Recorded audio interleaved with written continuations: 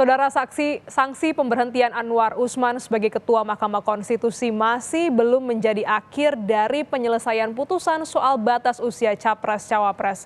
Pasalnya, putusan ini tak serta-merta membuat putusan nomor 90 tahun 2023 menjadi batal.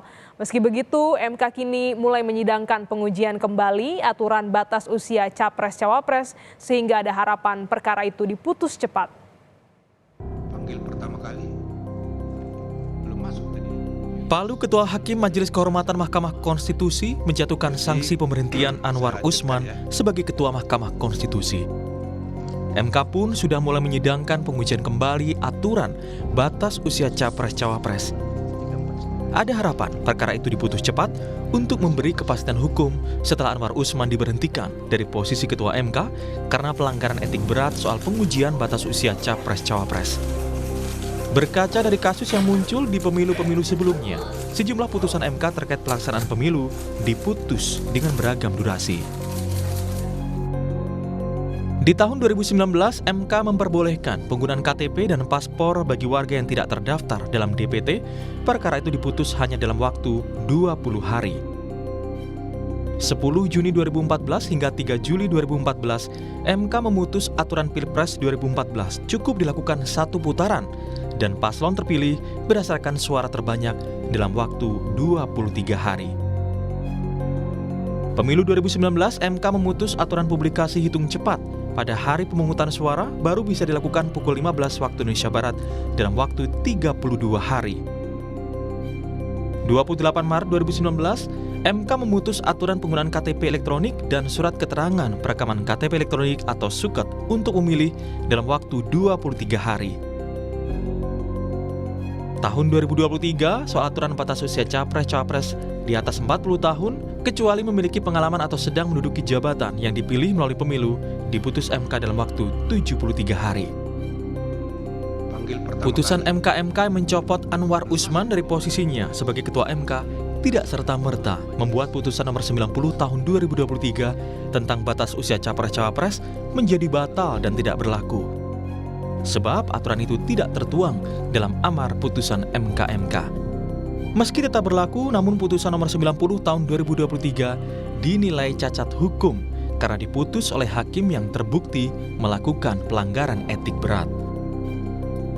Ya, saya kira ini salah satu pemecahan karena memang banyak yang berpendapat undang-undang kekuasaan kehakiman tentang ini bahwa kalau hakim tidak mengundurkan diri dari perkara di mana dia punya kepentingan, maka putusan itu cacat. Di undang-undang kekuasaan kehakiman disebutkan harus segera diperiksa dan diputus perkara itu lagi, tetapi dengan majelis yang berbeda. Kalau ada keberanian dari Mahkamah Konstitusi yang minus Pak Anwar sekarang atas pengajuan permohonan baru dari Pak Denny dan kawan-kawan, saya kira ini bisa dilakukan apa yang dikatakan meluruskan dari cacat yang ada karena adanya konflik of interest itu, sehingga barangkali ini akan bisa kita dapat kepastian nanti benarkah misalnya Gibran boleh sampai kepada pencalonan yang dikatakan untuk menjadi cawapres itu.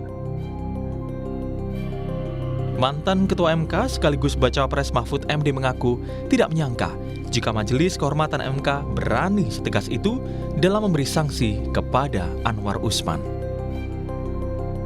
Oh bagus, saya di luar ekspektasi saya sebenarnya bahwa MK bisa seberani itu.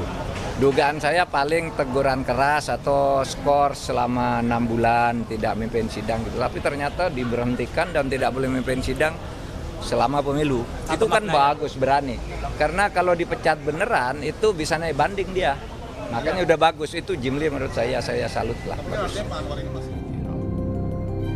Presiden Joko Widodo membantah pemilu 2024 mudah diintervensi.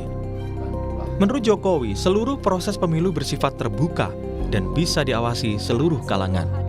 Ada saksi perwakilan dari seluruh partai politik dan masyarakat di TPS yang mengawasi proses pemilu, sehingga pemilihan umum tidak mudah diintervensi seperti sejumlah tudingan yang beredar. Banyak yang menyampaikan bahwa pemilu kita ini gampang diintervensi. Diintervensi dari mana? Di setiap TPS itu ada saksi partai-partai. Pemilu ini pemilu yang sangat terbuka, bisa diawasi oleh siapa saja, oleh masyarakat dan oleh media dan lain-lain. Menanggapi putusan Majelis Kehormatan MK, Anwar Usman justru menyebut apa yang terjadi adalah fitnah dan tidak berdasar hukum. Anwar menyatakan sikap pantang mundur sebagai hakim.